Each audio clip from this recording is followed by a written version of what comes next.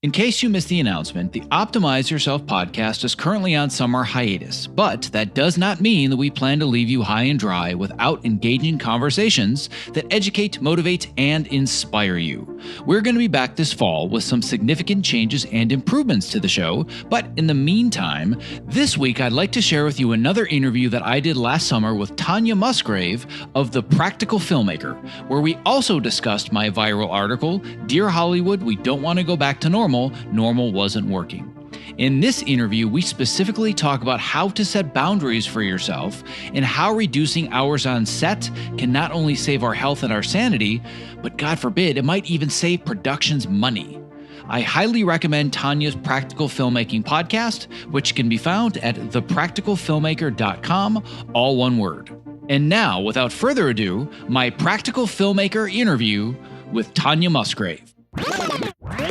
Welcome to There to Here, an educational podcast where industry professionals talk nuts and bolts and how they got from there to here. On today's show, award-winning editor Zach Arnold challenges the mindset of the entertainment industry when it comes to a healthy work-life balance in Hollywood. As this is a new podcast, we're really wanting feedback, so go to media.collabinc.org, fill out the feedback survey, and you'll be entered to win a $25 Amazon gift card. From Collab Inc., I'm Tanya Musgrave, and today I have Zach Arnold, award-winning editor for film and television and member of the American Cinema Editors. His work includes the likes of Cobra Kai, Burn Notice, Empire, and Glee. Welcome to the show. I'm excited to be here. I appreciate the opportunity. Thank you. So far, we've not had anyone who's worked in post. So I'm excited to get into what life has been like for you during these past few months. But we're a little underrepresented in our small, dark, windowless room, so I can understand that. No offense taken. But I mean, you get canned lighting. Sometimes we usually have to bring it in ourselves. But yes. Well, let's start with how you got into this life of editing. How did you get from there to here? My journey actually began when I was about 9 years old. And I was really into movies. I had an older brother that was 12 or 13 years older than me. He's obsessed with movies even to this day. And we would just watch movies every single weekend. And one summer, he came home one day and he had a camcorder. And for anybody listening that's looking on Google or Wikipedia, what is a camcorder? It was the big, giant Zachary Morris-sized camera that you have on your shoulder. And it was VHS. And he said, we should shoot a movie. Oh, cool. How do we do that? So we spent all day long running around the house shooting this movie. It was basically like The Good and the Bad and the Ugly, but with like Nintendo guns, right? He was editing it in camera, 12-hour day, really hot summer day. We got done with it. He showed me what we shot. And I'm like, really? That's it? All that? We've got like 6 minutes of us just running in circles? This was dumb. What a waste of time. But then he came back 2 weeks later and he showed me the exact same thing, but he had scored all of it with music from The Good, the Bad, and the Ugly.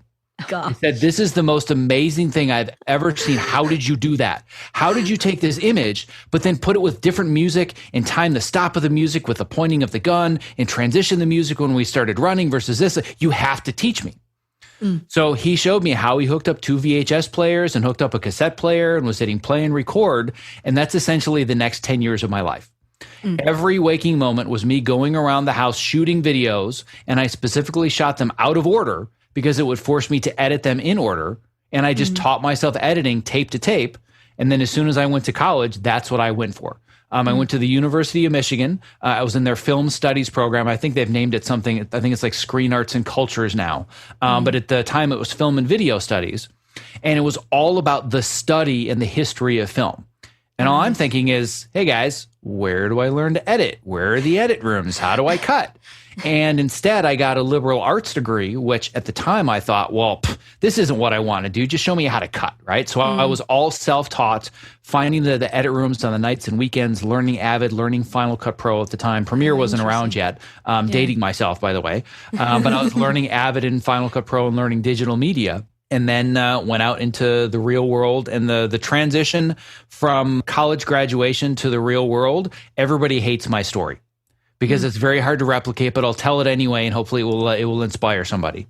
The week of graduation, my senior year, mind you, again, this was a long time ago before it was very commonplace to apply for everything online. But I did some online research, and I found a company in Santa Monica, California, and again, I was in Michigan, found a company in Santa Monica, California that did marketing and trailers for independent films. And the reason I found them is because my favorite film of all time is Memento. When I saw Memento, I watched it and I said, that's exactly what I want to do with my life. Like to a T, that's what I want to do. 12 hours a day, 60 hours a week, whatever it is, I want to make movies like that. I found the company that did the advertising and they were looking for an assistant editor. I'm like, what the heck? Like I'm planning on staying in Michigan for months and months and saving money and hopefully going out to LA in the fall or next year. I'm just going to send off a resume just to see what the process is like. Friday evening, my family is in town. We're getting ready to go out to a family dinner. I'm going to have my graduation ceremony the next morning. That company calls. They say, hi, we're calling from this company and we got your resume. We'd love to interview you. Can you come in on Monday? Now, the part of the story I haven't told yet is that I put a Los Angeles address on my resume because nobody responds to out-of-state addresses. And I had a friend of mine that had just moved to LA like 2 weeks before. So I used his address. And I'm like, yeah, sure, absolutely. I can be there Monday morning. You just tell me where I need to be, send me the address, and I'll take care of it. Hang up the phone. I go to my parents. I have to be in Los Angeles on Sunday. They're like, what? I'm like, I got a job interview. Oh my God, that's amazing. So Saturday morning, I have my graduation ceremony. Family's there. We have the lunches and everything. Saturday night, I pack everything that I need to. I get on a plane. I've got a picture of me 7 a.m. Sunday morning getting on a plane to LA. I have my interview on Monday. I stayed for a couple of extra days just to learn the city, fly back, and I get a call saying, can you start Monday? Oh, my word. Yeah. And I've been in Los Angeles ever since. That's enraging. I told you, people hate my story, but that's the story. If I were to break it down, I can explain why it wasn't just quote unquote getting lucky. Because there were a lot of things on the resume that were at the right time for the right people, written the right way. I was able to present myself in a very specific way in the interview. But at the end of the day, I had no gap between college and employment. It was less than 6 days. And the time between being a college graduate and being an employee in Los Angeles was the 2.5 days I had to drive. That was it.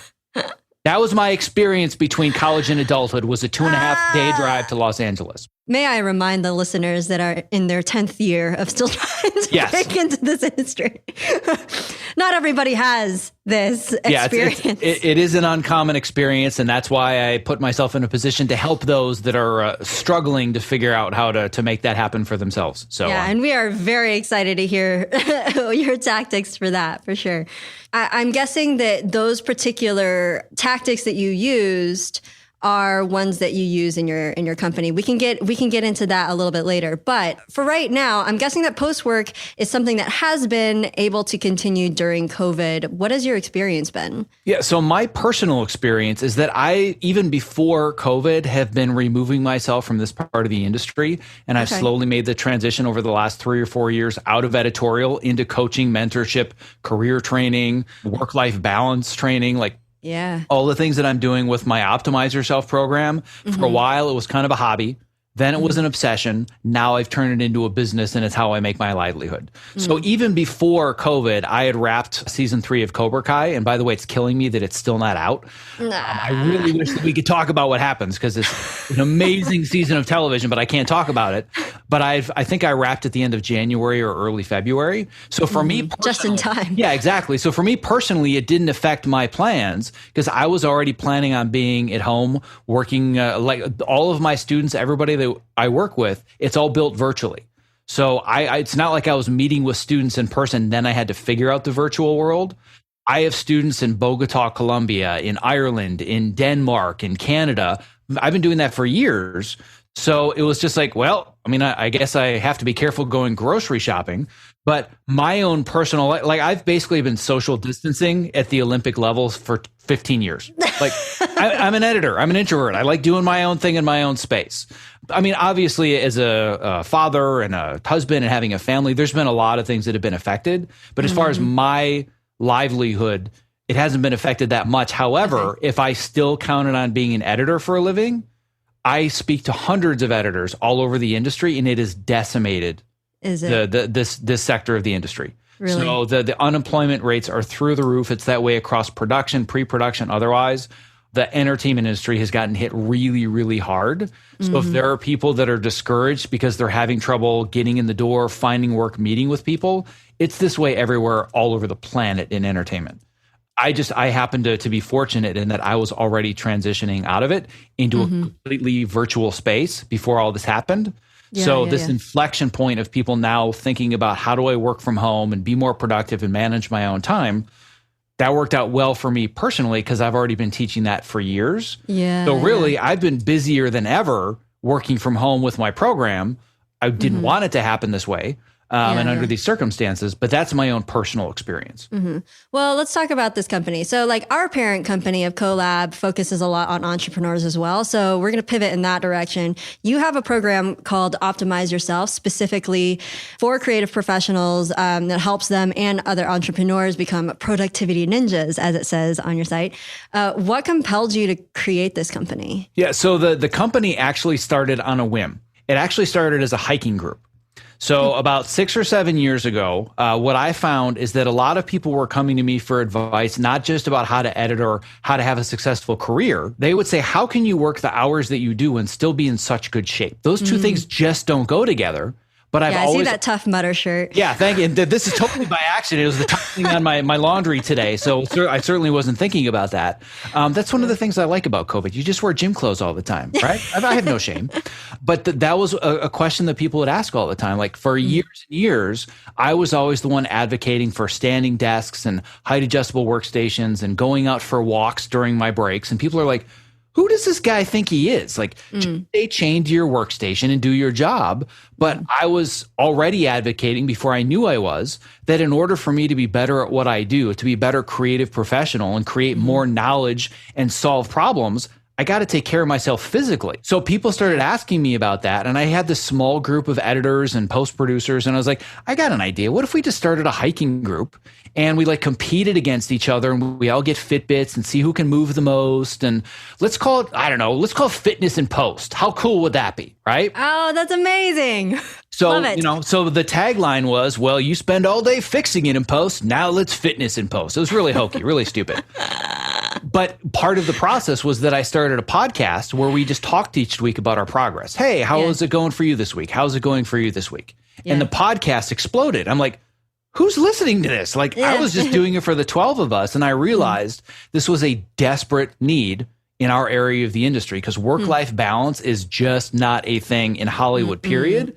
But in post-production, small dark rooms, no windows, sedentary 12, 16, 20 hours a day, it's literally killing people.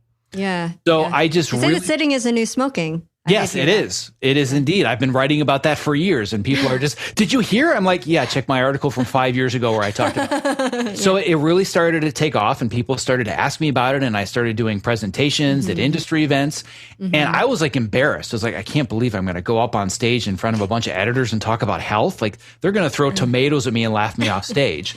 And I was mobbed by people saying it is about time somebody talked about this. I'm like, I might be onto something. And then I had a very high level editor friend of mine. I won't call him out here specifically, but he's worked on like big $150 million movies. He's like, dude, how are you going to monetize this? I'm like, what does that mean? What do you mean monetize it? I don't get it.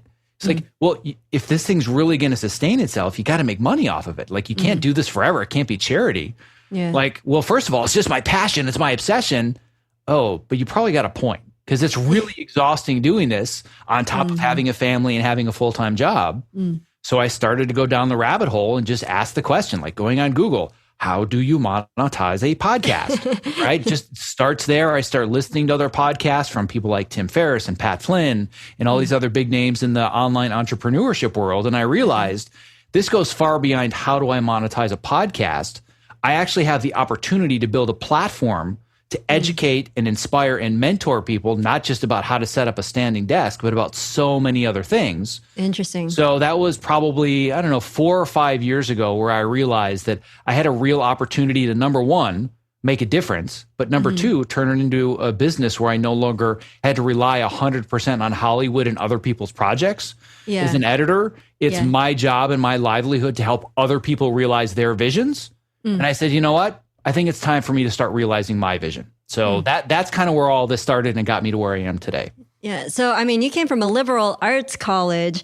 I mean, was the business side kind of like a smack in the face, kind of a tough learning curve, or is that something that you had to develop? I would say smack in the face is an understatement, maybe a 2x4 across the face. How about that? Okay. My father was an educator his whole life / entrepreneur in training. He loved doing his own like little side projects and starting these little businesses. But entrepreneurship is not something that I grew up learning about, being that exposed to. So I essentially had to start from scratch. And I knew that I didn't want to get a traditional MBA. I didn't want to go to like some business university, because the more research I did, the more I realized that that's really the entry level into the corporate world.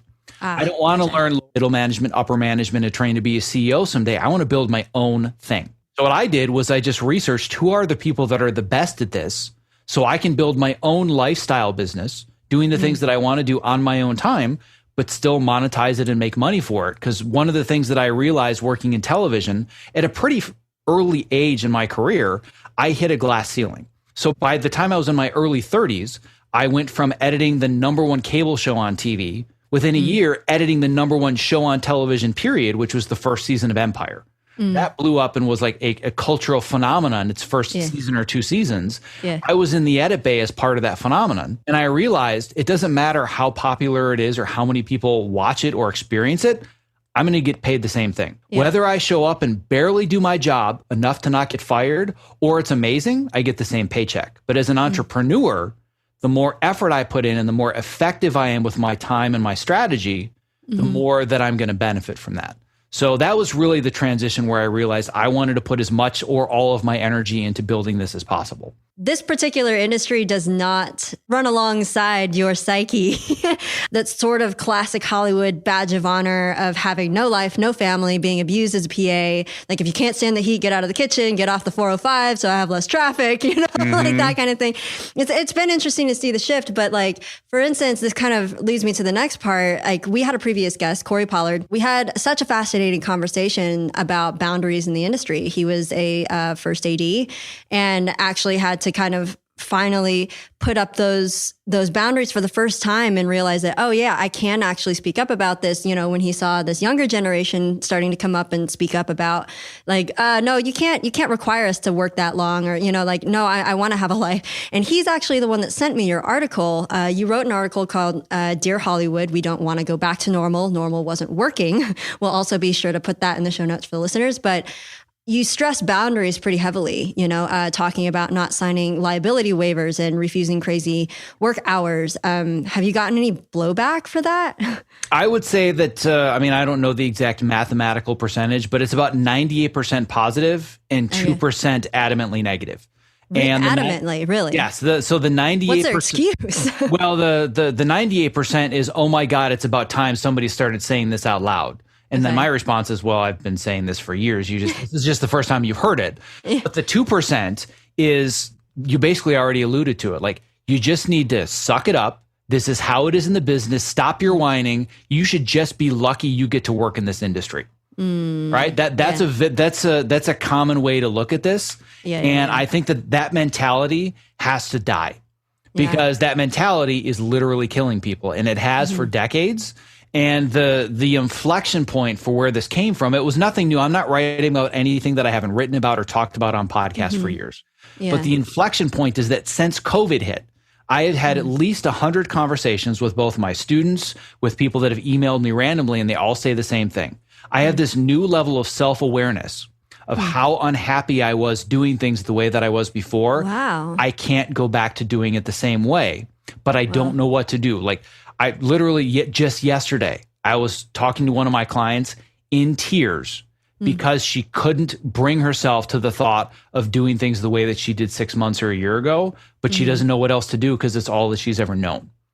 So having this conversation and bringing it about and seeing that when I originally wrote it, it's tonally written. So you can see it's mostly for people that do what I do, that are editors or people in post-production. But everybody came out of the woodwork. I mean, we're talking like accountants that are working in Japan and assistant directors in Mexico City. Like, it's not just a Hollywood issue. This is a human issue that's happening everywhere. and everyone is fed up with it. And I think this is the inflection point where it used to be like, oh yeah, whatever. Like we're just going to have to deal with it and suck it up. It is what it is. It's just part of the business. And we're realizing it really doesn't have to be. And the more you talk to people, the more you realize a lot of people aren't doing it this way, but they're the silent minority. Yeah. The very vocal majority, they're the ones that are still pushing for the long hours, and it is what it is, and you just wear your sleep deprivation badge of honor. But the pendulum is swinging, and I'm hoping that I can be a part of that pendulum and help push it a little bit further, because I think that one of the disparities that comes from this conversation is when I talk about work-life balance, prioritizing time with your family, prioritizing time to exercise. Myself, I'm prioritizing time to train for American Ninja Warrior. I have been for like 2.5 years, hence the Mutter shirt, right? And people say, but you can't have both. You have to choose one or the other. And my response is, me making this choice is making me better at what I do. And if you ask anybody that I've worked with, and it's not like I work on these little rinky-dink indie projects that nobody's ever heard of. Cobra Kai is a big show. Once it hits Netflix, it's going to be an even bigger show. And because I prioritize my health and my well-being and my efficiency and my productivity, I'm able to work 9 hours a day and go home and never work a day of overtime because of all of these things, not despite the fact that I chose things as priorities. But everybody thinks it's zero sum. You can either be great at your job or you can have your family and your health. You can't have both. And that's where I call BS. You're kind of deconstructing a very, very big machine right now, because it's not even just Hollywood, as you were saying, it's, even just the corporate world. But if you think about all of the day rates of all the people on set, what it would be to shoot just a couple more hours a day versus adding extra days onto production, you're talking millions of dollars. So it could in turn trickle back down to the crew where they can't hire as many people for, the budget that they have. What are some of the solutions or some of the things, the changes on the horizon that you do see that would kind of rectify this problem? When it comes to the production side of things, I don't want to speak as an authority because I don't spend a lot of time on set in production. When it comes to post-production, I'm happy speaking as an authority because I've lived in that world for 20 years. But what I do know through my research and through talking to other people is that there's this fallacy that if you were to extend the shooting days or the shooting schedule as opposed to overtime, that's going to cost more money. And multiple line producers have actually proved that this is false. Interesting. It's funny that you bring this up because I have an article that by the time you release your podcast, my article will probably be out. But I break down the argument for why a 45-hour work week is actually more beneficial from both a health perspective, but also a financial perspective. And one of the top line producers in the industry, I can send you a link to this article afterwards so you have it for your audience. It was written back in 2012, but he does line producing for guys like David Fincher. So he's not a noob, right? He took a $40 million feature and he put it together using the regular 12-hour day that always ends up being 16 or 20. And then he said, what if I made it shorter individual days, but a longer schedule? And it was actually $1 million cheaper to do it that way instead.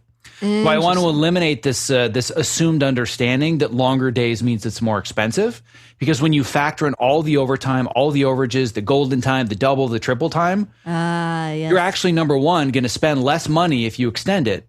But number two, you're going to get more productivity out of your crew because they actually care and they're not so drastically sleep deprived that they're showing up to work cognitively drunk every single day. So the first thing is just eliminating this idea that it's automatically more expensive if we make things longer with shorter shooting days. I'm not saying that's universally true in every circumstance, every genre, every actor, every location. Listen, I know it's very complex, but it's fundamentally we have to change the assumption that there's no way to do it cheaper if we extend the shooting schedule because it has been mathematically proven. It's not magic, it's math. I think that the other thing you have to really look into, and this is the area where I have spent years diving deep into the psychology and the science of this, that if we're talking about just hours in the day, it's a matter of I clock in, I clock out. That is a model from the 1800s, from the Industrial Revolution, right? It's all about output. 21st century, it's all about what can I get done with my time, not how many hours am I chained to a workstation or whatever it is. So, and this breaks down a little bit between the production side and the post-production side. I'm not paid to be at a computer for X number of hours a day. I'm paid to meet a deadline and make sure that my creative work is the highest level possible by that deadline. So I'm a knowledge worker. As a knowledge worker, why should I be beholden to punching a time clock if working less hours produces greater knowledge at a higher level by the same deadline? So I think that when it comes to anybody that's not beholden to actually being on set, and there are plenty of departments in production that are not actually getting call sheets, that don't have to be there when the cameras are rolling, they're also in that knowledge worker category. I'm a firm believer that you just let people do their jobs and get it done on time. It doesn't matter how long it takes, right? So if it's something that they say, well, it has to be 60 because that's the way we've done it. Well, what if I learn how to be more effective with my time and I do it in 45? There's a cultural expectation. Well, I've got to stay at the office, right? There's this idea of I've got to put in my 12. Yeah. Again, I'm going to call BS on that. Like I'm perfect proof that I've met all of my deadlines. I never work more than a 9-hour day, even though the assumption is, or the cultural expectation is, I got to put in my 12 every day. Why? That makes me horrible at what I do for a living. I want to be able to come up with ideas and solve problems. I can't do that if I'm stuck in a dark room for 12 hours a day. Then I have to commute for an extra 2 hours. Then I have to deal with my family and this and that. I'm going to suck at my job. So let me do it the way that I think. You're going to be drained. I'm going to be drained. Exactly. And when it comes to being on set, you can't quite say the same thing. I can't judge a dolly grip or a set dresser based on how much output, because they kind of have to sort of be there, right? Yeah. But I think that what would happen, and there are plenty of scientific studies that most likely would prove this is the case if people embraced it. But have you heard of the concept of Parkinson's Law? So Parkinson's Law, to very loosely paraphrase, is the idea that work will expand or contract to the amount of time that you allot it. So I'm assuming that there are a lot of college students and recent grads that can relate to this, right? Procrastinators, yeah. Right. So you've got 2 weeks to write your paper. Yep. Nobody writes their paper in 2 weeks. Everybody writes it in the 5 hours before it's due, right? The paper didn't take 2 weeks. It took 5 hours. Yeah. But because we know that we can continually extend the deadline for the end of the day or for the end of the shoot or turning into these fratter days or however we want to abuse people, if we know that's available, we're just going to keep shooting. We're going to have more setups. Right? But if you say you have this fixed amount of time, and if that fixed amount of time, let's say, is a 9-hour day, first of all, plenty of filmmakers prove that you can be very productive in 9 hours or even less. And frankly, that's the standard in most of the rest of the world at this point. But if you force people to do that, then they have to innovate. Then they say, well, I know I'm not going to get 12. I'm not going to get 16. So what do I have to change? Right? That's one of the director's core responsibilities is problem solving. Well, I had these 16 shots on my shot list. I've just been told I've got 3 less hours. What shots need to go, but how do I visually tell my story the same way? And the directors that pivot and can play creative jazz, they're the ones that are the most successful. And I think that if we embrace the idea that there's this fixed amount of time, knowing that the consequence of not meeting it is all of our workers are going to be exhausted. Their immune systems are going to be depleted. And in today's day and age, a depleted immune system means people get sick, which means people might die, which means production shuts down anyway and nobody works. So why wouldn't we want to figure this out together? So a simpler way that I like to explain this, because Parkinson's Law, it's a little stuffy and scientific-y, right? So I've redubbed this something that I call the mother-in-law principle. So I'm going to explain this, right? So the mother-in-law principle states that no matter how long it takes you to regularly clean your house, if your mother-in-law is showing up in 4 hours, it will take 3 hours and 59 minutes to clean your house. That's fantastic. So if we just collectively agree the shooting day is 9 hours, people are going to figure it out. And the consequence is people get their lives back. I'm not saying we're going to figure it out overnight, but that's the consequences. We get our lives back. So what is your advice then to particular people who might actually get bypassed for their role because they have healthy boundaries? Because there's always kind of that rule, well, somebody will do it cheaper. Somebody will work those hours and they'll do it for free. So what is your advice for deconstructing that? So the first thing is we need to find advocates that are going to help make sure that we don't have a culture that believes that anymore. And that's a big picture Pollyannish view. So I get that. But if we slowly erode this idea that that's just the way that it is, and we actively seek out people and build our network with other people that we know are advocating for the same needs, you're not the only one that feels like I want to protect my work-life balance and I don't want to destroy myself just for the sake of getting in the industry. The flip side of that is it's still kind of the reality that we live in. And even I had to go through this period of about 2 years where I was really paying my dues and working long hours and getting taken advantage of. And I just had to put myself in the position that I just have to get through this one period. It is what it is, but I also have to learn from it that I'm never going to let this happen to me again. So I think a lot of people, I don't want to say that it's a necessary or a correct rite of passage, but it's an unnecessary rite of passage in the current work culture that we have. For it to continue, I guess, like at the very beginning, it's kind of like working for free, you know, like a big difference, I think, is that you want to be there, you want to learn, and you soak it up like a sponge, right? And you're just like, oh, this is amazing. I will do anything for free if I can learn that. Right. But the difference is afterwards, and you start to resent things and you don't want to be there. And you're just like, okay, this is really cutting in. And by then you've already kind of locked yourself in to this expectation. Yeah. And I think one of the things that can help somebody navigate this is learning the skill of advocating for themselves and knowing when is the benefit equal versus when am I just getting taken advantage of. So one of my pet peeves that drives me crazy is when people universally scream on the rooftops, and by the rooftops, I mean in Facebook groups, oh my God, never take free work. How dare you, right? Yeah. I don't believe that. Yeah. I believe that if you're not getting paid for something with money, you can still get so much value out of it and bring value to other people in return. I have years of my career where I worked for free, but I wasn't getting taken advantage of. Yeah. It was an equal relationship and partnership where they knew they couldn't pay me anything, but I got I built my network. I got new relationships. I learned new skills. I built a reel of credits, but as soon as it gets to the point where you're like, wait a second, they're just taking advantage of my good nature. Well, screw this, I'm out. Then you advocate for yourself. So you just have to be better at weighing what are the factors that are going to make this something that's worth putting in my time, even though I might not be getting paid. But once it crosses the threshold of clearly they're taking advantage of me, that's where you have to learn to cut the cord, put your foot down, even if it means losing a job. Because if you're working for somebody that refuses to give you those boundaries, why would you want to build a relationship with them anyways? That's a fear that I hear all the time. Well, I don't want to burn a bridge.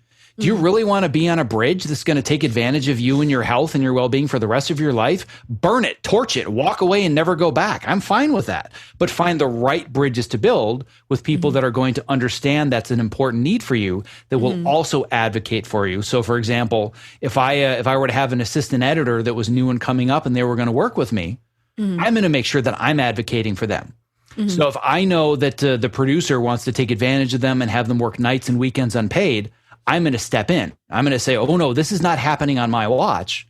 But as the assistant editor, you can actively seek out and talk to people that you know can help advocate for you if your voice isn't strong enough. For those that aren't as talented in the self-awareness category, what would be your advice of finding an indicator that they are being taken advantage of in the industry as opposed to they want to be there? Maybe that's the indicator, I guess. Well, the first indicator, and it's really hard to use this as like a simple indicator, but I think it's the right one. It's a gut check, right? You feel it in your gut. Like I've been through periods of intense depression and anxiety. I mean, that's part of the reason that I focus so much on work-life balance is I've seen the alternative and it's almost killed me more than once. Wow. But it all started with a gut check of something doesn't feel right, right? So one of the first signs of burnout is that you just can't seem to recover, right? Like I've had plenty of times where when I was doing the season 3 finale of Cobra Kai, just a month of hell, like really long days and getting tons of dailies, barely saw my family. But number one, I was prepared for it. So I said to my family, listen, the next month is going to be really hard. I lost a lot of sleep and I felt crappy. But I always recovered because I was still energized by the work. Burnout, or all of these other feelings of being taken advantage of that come with it, is when you just feel like you can't recover. When you start to lose passion for something that you were passionate about, that's a huge red flag. Even as you're young, like you said, if let's say that you're volunteering or you're doing internship work or it's unpaid, if you just shoot out of bed in the morning, like, oh my God, I get to learn all this cool stuff and I get to be on set and I get to carry cameras, like that's amazing. But then all of a sudden you wake up and you're like, I would rather throw up right now than have to go do this again. That's an indicator that something isn't right. And that most likely is happening because without you maybe not even seeing it consciously, your time is being taken advantage of and you're just being used. So really it starts with a gut check more than anything. So could we be looking forward to a follow-up to that article when it comes to the feedback that you've gotten? Yes. Like I said, I have an article that's coming out that's probably at least double the length that just breaks down in, very clear detail. Here's how I think that we can fix this. Because the first one was just more, everybody's just tired of this crap. Right. Yeah. If I were going to retitle it, we're tired of this. Yeah. But that doesn't really help unless we can be proactive and we can come up with solutions. And that's what the next article about is proposing potential solutions. And I don't know if I'm bringing up the right solution or not, but we have to start somewhere. If we're waiting for things to change, good luck. Not going to happen. Yeah. So I at least want to start a conversation about what I think is a potential place to look. And because of COVID, I think we're in a very unique circumstance where people have to listen this time. Because before, you could just keep burning people out. And I had a conversation, I did a podcast with Walter Murch, who's like, legendary editor #1 now, right? Yeah. And he told me a really insightful story that has stuck with me for years. He was working on one of his big tentpole films in like maybe the early mid 70s. And they were during one of the big crunch periods, and they went to the executives and they said, people are dropping like flies. We have to do something. And the response was, get more flies. That's not going to work anymore. That's the way that the system has worked for decades. With COVID, it can't work that way anymore because now there's too much liability. So now the studios have to think about work-life balance. Whether they like it or not, they have no choice, which is why now is the time to do something about this. We are going to really look forward to that second article. We have some listener questions from our Insta and Facebook stories and Twitter. If you want to ask your questions to future guests, our handle on Insta and Twitter is Collabing Podcast.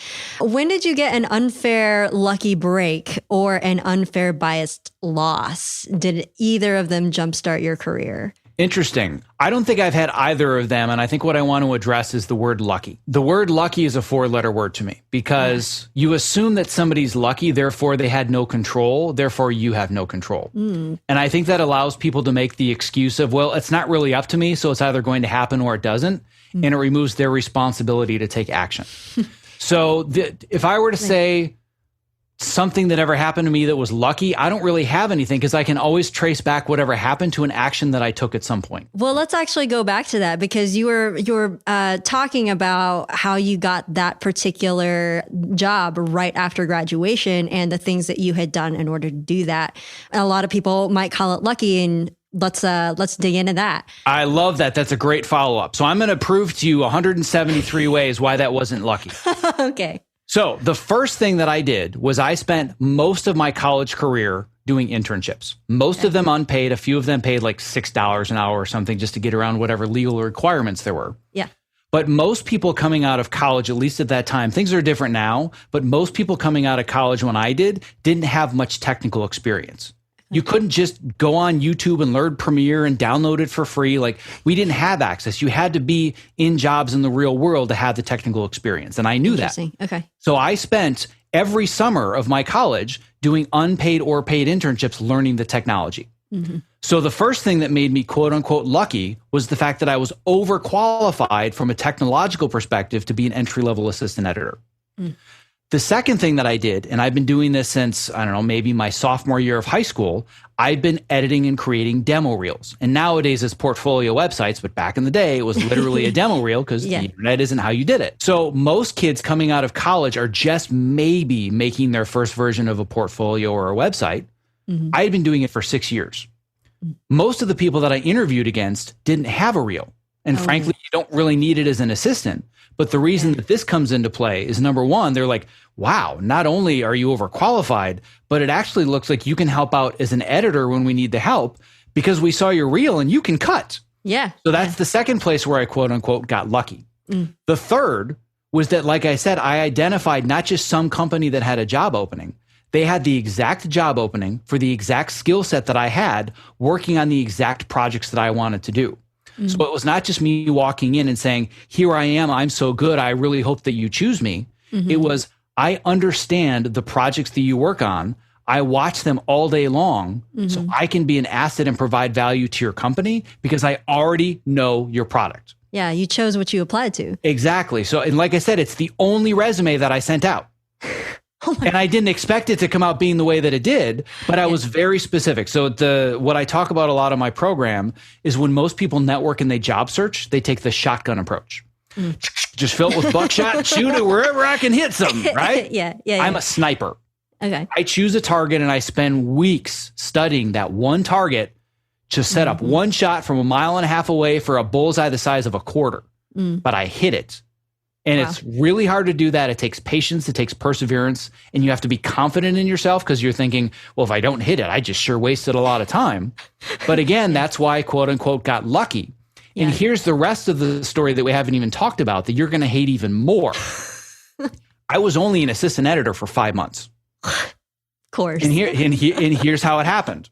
They saw my reel. They knew that I could cut, but they hired me as an assistant editor because that's what they needed. So I spent the next 5 months being an amazing assistant editor and reminding them every day that I would be more valuable to them cutting than I would be assisting. And I started taking projects on the side, nights and weekends, freelance editing.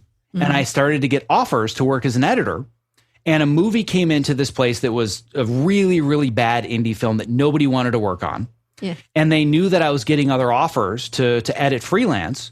So I just walked into the owner of the company, just walked in and said, listen, I've got other offers that are willing to pay me significantly more as an editor than you are as an assistant. I would rather work for you, but I'm not going to work for you as an assistant anymore. I got a promotion that day and I've been an editor ever since. So I was only an assistant for 5 months. But the funny thing was that trailer that nobody wanted to do because it was such a piece of crap, they're like, well, if you want to be an editor, here, you get to deal with this, right? Yeah. First trailer I ever cut, I won a Golden Trailer Award, which is the equivalent of an Oscar in the trailer world. What? Because nobody else was willing to do it. So you tell me through all of that, how much of that was lucky? It was preparation meets opportunity. That's what lucky is. Hard work in the intersection of opportunity. Yes. People say, well, they got lucky. They're really saying, well, I have no control and that's never going to happen to me. Well, no, if you put in the effort and you put in the hard work, you're going to find some way to make luck happen for you too. But you can't just sit back and passively assume other people are getting things that I'm not. Must be nice. Yeah, I love it. So next question, how much creative control do you actually get in these jobs? Like, or are you, because there's like, you could be the robot pushing buttons, but, for instance, the DP on set, they get to put UP on the slate, like for under protest, if he hates a shot. But do you have your own version of that? Do you get to have an under protest? It's funny. I've never actually heard that before, but I'm going to look at slates in a whole new way and wonder what's the UP. Now I know. So I learned something. I would say that for the most part, that isn't something that I have to deal with. I have a tremendous amount of creative control. But again, I think that's partly because I put myself in positions where I get that. Okay. There are a lot of editing jobs where they are the button pushers. That's the expectation. I just need somebody that knows the software. But I've made it very clear that's not who I am. So when I interview for opportunities, I'm very clear to them, if you want a button pusher, you and I are not going to get along.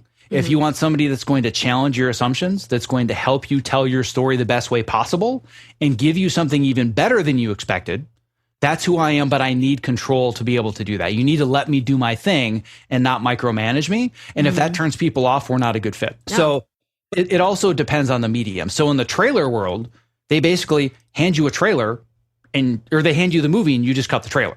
Like total creative control. Okay. In the scripted world, they hand you a script and they give you dailies and the people say the words that they say. So it's not like I can just go in and say, oh, you know what? I don't like this plot point. I'm going to change it, right? But as far as how a scene is put together, the music choices, the flow, nobody bothers me. Yeah. Well, even like when it comes to like storytelling as a whole, I remember someone saying, a movie is written 3 times, like one by the writer, the director, and the editor. So like, maybe not by how a certain scene plays out, but when you are able to look at the whole, are you able to say, really, this is actually better if this whole entire chunk is taken out and replaced with this over here? Oh, absolutely. I write all day long. And I make sure that I work with people that are okay with that. Yeah. So an example would be that on Cobra Kai, more than once, I would edit a scene. And even during editor's cut, I would text message or email the showrunners, who are mostly the writers and directors. Yeah. I'm like, guys, the scene's got to go. Like, I'll send you the editor's cut with it, but can I just please put it at the end after the episode? Right. And some people would be really offended by that. But because I built the trust, they trust my opinion. They're like, send it without the scene. If we decide it needs it, we'll watch the scene. Right. And there have been times where we've gone all the way until picture lock and they're like, oh, we haven't watched that scene yet. We should probably watch it before we lock picture. And they watch it and they're like, yeah, you were right. We didn't need that scene. If it can exist without it. I will restructure. I will cut lines. Like I don't go in it as my job is to assemble your material. My job is to tell the best story possible with what you've given me, even if it's the story that you don't think you're ready to tell yet. So I'm respectful of all the choices that are made in pre-production, that are written, that are shot, but I'm the shepherd of the material. I get to see it in the screen before anybody else on the planet. So I get the only first impression that ever exists before other people start to bring themselves into the process. Nice. So I ask that they trust that my opinion is going to take it somewhere, and then we start to collaborate and make sure that the vision is unified among all of us. But if I just did what I was told, then my work probably wouldn't be very good. So I want to make sure that I'm bringing myself to it, but I'm still telling their story. This is a collaborative medium as it is. And so, I mean, the collaboration exists everywhere from pre to post. So that's great. Yeah. If you don't want to collaborate, then write a novel. I mean, filmmaking is not a place where you get to make all the decisions. Like there's no way around it. It's impossible to do it by yourself. The world of the auteur is pretty much all but dead. There are a few rare cases here and there, but it's really such a collaborative medium that you have to understand, how can I bring myself to somebody else's vision, at least if you're in the editing position. If you're coming at it as, oh no, I think I can tell this story better than you can, you're not going to last very long. Yeah. So was there ever a situation where you are editing and a shot or audio doesn't turn out the way you like it, but you had to use it anyway, kind of like the content over the quality? I mean, the way that I look at it, and this is, I'm going to be stealing this from another editor friend of mine. Her name is Molly Schock. So I want to give her credit. She does a lot of high-end reality unscripted stuff like Naked and Afraid and like these big shows. And I heard her say this in a panel once, and it encapsulated like 20 years of my career. She's like, as an editor, I get to make thousands upon thousands of edits and decisions. 95% of those end up being my edits. I'm cool with the other 5% not being my choices. I know that I'm not going to get 100% of the edits, and I know that I'm not always right. If I adamantly believe that something doesn't belong, the trick that I use, and this is again stolen from another editor friend of mine, Alan Bell, he said, I'm going to bring it up 3 times. I'm going to say, you know what? I really don't think this is working for X, Y, and Z reason. The director, the producer says, no, we want to try it. We want to keep it in. Okay, no problem. You do another screening, another pass. Hey guys, I just wanted to say one more time, I really think we need to do something about this. If at that point they agree, great. If they don't, no, we love it. Okay, that's cool. Then you got one more chance. And if they still don't listen, all right, that's it. Your show, it's not mine. That's good. It. But that's a really hard thing about our jobs, is that we don't just lay bricks, right? We're part of designing the storytelling process, and we become very attached to our choices. But you have to learn to disassociate yourself from every single choice. It's hard for an artist. Yeah, it's very difficult for an artist. And I went through this for years. I was very belligerent about making choices that I didn't agree with for years, until I learned that as long as the spirit of what I bring to something is still there, individual choices don't make that much of a difference. But every once in a while, I'll watch something that I did and I just have a cringeworthy moment. And I'm like, oh God, how did I let them get away with that? It's part of the job. Yeah. And I think that's also a healthy boundary as well. I heard a quote once that says, like a businessman loses a day's work and he's angry, and an artist loses a day's work and they cry, and getting to the point where this is your job, this is your livelihood, who you are is not your job, and, being able to set that boundary. I think that's a good thing that you figured out like a formula for that. Do you ever feel like giving another aspect of production a shot? The other aspect of production that I've been very interested in is directing in the documentary world. Ooh. I'm not interested in directing in the scripted world. That's not a good fit for me. Like I talked about very early on, I learned at the age of 9 that I hate being on set. It's just not for me. Like I can't stand the chaos. I can't, like I go on a set and I'm like, what are all you people doing? Like, what's going on here? Running with a purpose. Exactly. I don't get it. And in the editing world, it's all very controlled, and it's just me, and I can, pull all the strings and I know what's going on. But I love the process of telling really engaging, inspirational stories. And as a documentary director, you're basically an editor that just has to go shoot stuff. Right? Yeah. So you're an editor and a writer, but you also have to direct interviews or whatever it is. But I love being able to tell real, authentic stories. So actually, I have done one documentary already. I'm hoping to be able to do a few more in my lifetime.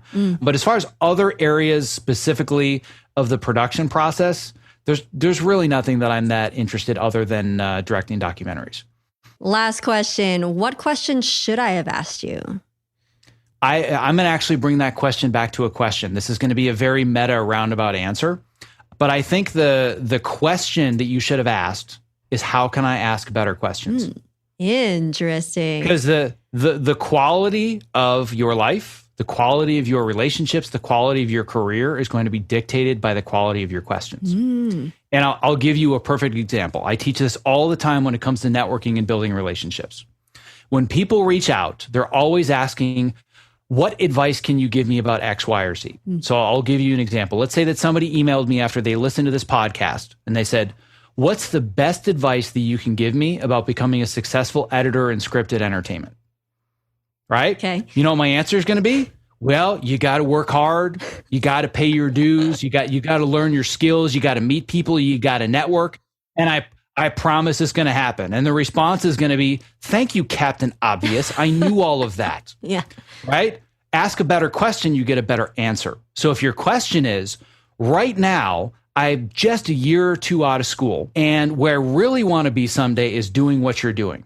Where I'm stuck at the moment is figuring out, how do I get in the door at the first place that's going to give me union hours as an assistant? Now I'm going to give you a good answer that's actually going to help you. Dang. So the quality of your questions is going to dictate the quality of the answers that you get, and thus will dictate the quality and trajectory of your career. Dang. That's fantastic. Yeah, you take a sip of water. That was amazing. Well, thank you. Well, this has been an amazing, amazing conversation, because I think that boundaries and a healthy work-life balance, a healthy mental and emotional state is exactly where we need to move closer to rather than further away. And so, I don't know, I'm just very appreciative of the time that you've been able to give us today. How can people get in touch with you? Yeah, so anybody that wants to find out more about me, my website is optimizeyourself.me. I have a contact page. I read everything I get. I used to respond. Life's gotten a little nuts since I released the article, so I can't guarantee that it's going to be a quick response. If they mention they heard me on this podcast, I'll do my best to respond to them. Where I can help people right away, as far as this conversation about work-life balance, enhancing creativity, avoiding burnout, I actually have like a 50-page manifesto that I wrote all about this that's totally free. So if they go to optimizeyourself.me/ultimate guide, they will get my ultimate guide to optimizing creativity and avoiding burnout. And I'll just send it to them via email. They got it, no strings attached. We will put that link in the show notes. Thank you so much for your time. If you enjoyed this interview, follow us right here and check out more episodes at media.collabinc.org. If you have comments or know someone who would be a great guest on our show, send in your suggestions to Tanya@collabinc.org. Zach, thanks so much again for your time. Be well and God bless. We'll see you next time on There to Hear.